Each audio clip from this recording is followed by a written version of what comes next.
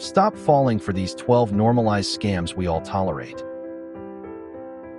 Have you ever wondered why, despite being the most informed consumers in history, our wallets seem to get lighter every single month? We spend hours reading reviews, comparing specs, and hunting for coupons, yet we still feel like we're losing the game. The truth is, the game has been rigged. We like to think we are savvy consumers. We compare prices, read reviews, and hold out for Black Friday sales. But some of the biggest heists aren't happening in dark alleys or through fake emails from strangers. They are happening in plain sight, with a smile and a receipt. In the modern economy, fraud has been rebranded as strategy. We have been conditioned to accept certain costs as the price of doing business. But when you add them up, they represent a massive transfer of wealth from your pocket to corporate balance sheets with zero added value for you. Let's pull back the curtain on the 12 things we have been conditioned to tolerate that are quietly draining our bank accounts. The convenience fee paradox. In a logical world, convenience would mean a discount. When you buy a concert ticket online, you are doing the company's work. You are the data entry clerk, the accountant, and the office supply manager.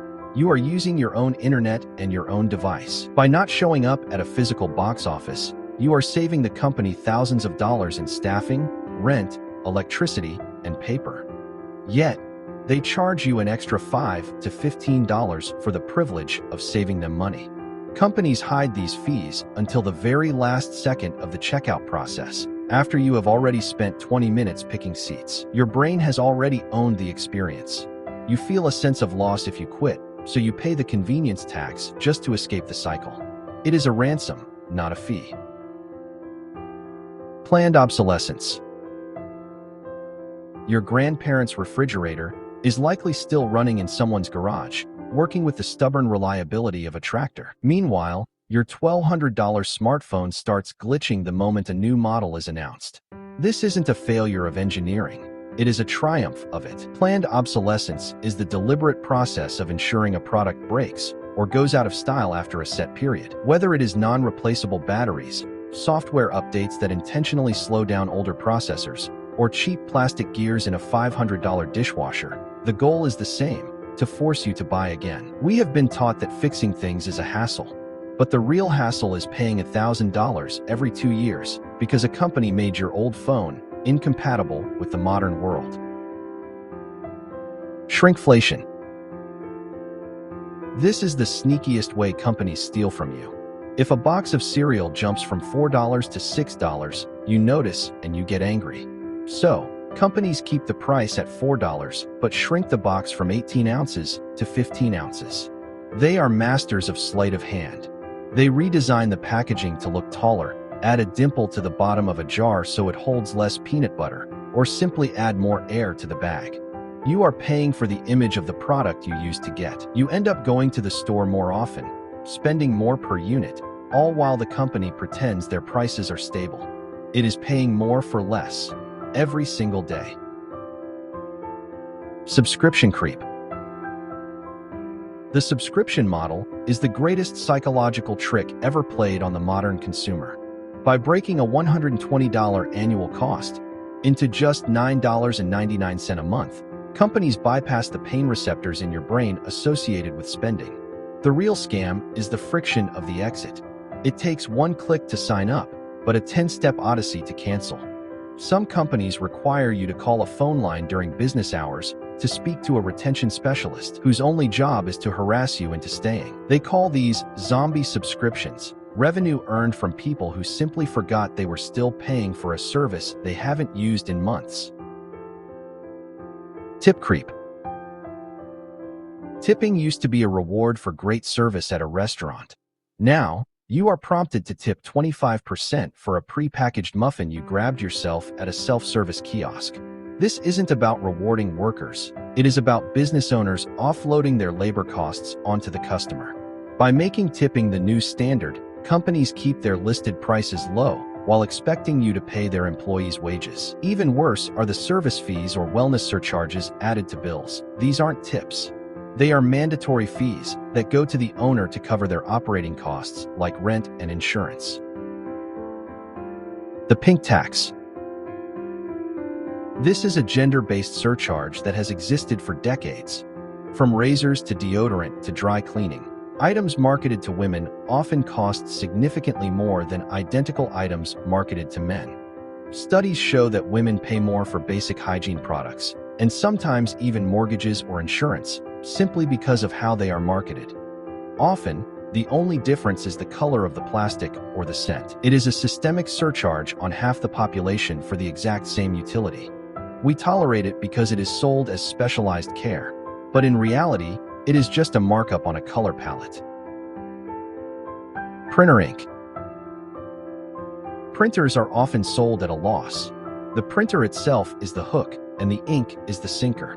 Drop for drop, printer ink is one of the most expensive liquids on Earth, costing more than vintage champagne or high-end perfume. Hardware is often designed to stop working if one color is low, even if you are only printing a black and white document. Many cartridges contain smart chips that tell the printer it's empty based on a page count, not the actual fluid level. Some companies now push ink subscriptions, where your printer will literally refuse to print if you stop paying your monthly fee, even if the cartridge inside is full. Dynamic pricing. Ever looked at a flight, refreshed the page an hour later, and watched the price jump? This is often an algorithm tracking your interest. They use scarcity cues to trigger a panic response. Those pop-ups saying 15 people are looking at this right now, or only 2 rooms left, are often entirely fabricated. This is a psychological tactic designed to bypass your logical price comparison brain and force you into a survival buying mode. It is not a fair market price. It is a personalized price designed to extract the maximum amount you are willing to pay. Hidden medical billing. Healthcare is often the only industry where you agree to a service without knowing the price. You are a customer who isn't allowed to see the menu. The scam is the lack of transparency. An itemized bill might reveal you were charged $40 for a single Tylenol or $200 for skin-to-skin contact after giving birth.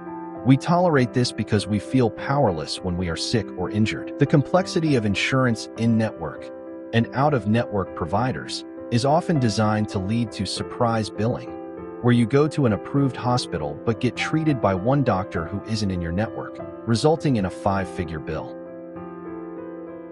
Low-cost carriers. The advertised price for budget airlines is a lie. They lure you in with a fare that seems lower than a bus ticket.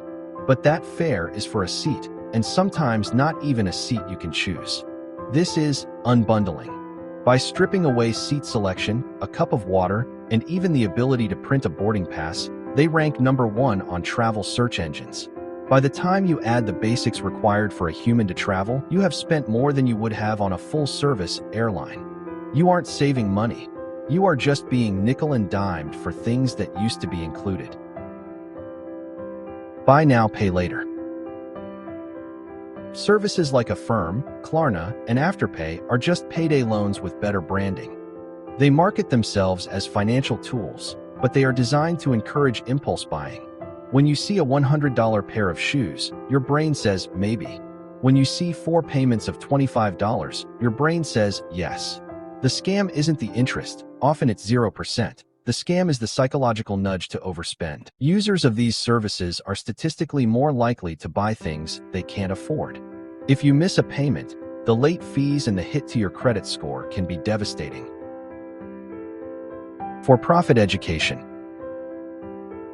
We have been told that education is the key to a better life, and predatory institutions have turned that dream into a commodity. This ranges from for-profit colleges that leave students with massive debt and worthless degrees, to online boot camps or master classes. These programs often promise a shortcut to a tech career or financial independence using outdated material and high-pressure sales tactics. They use the same urgency tactics mentioned earlier. Only 5 spots left. It preys on the most noble human instinct, the desire to learn and provide for one's family. How to fight back. Why do we tolerate these 12 scams? Because we are exhausted.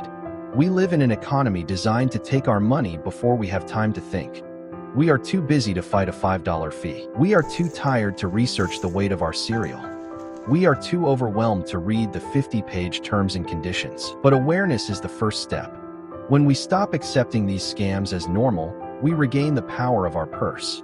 We aren't just consumers. We are the ones who keep the economy running. It is time we started acting like it. If you enjoyed this video, don't forget to hit like, subscribe, and share it with someone who might need a reminder that they're normalized scam habits.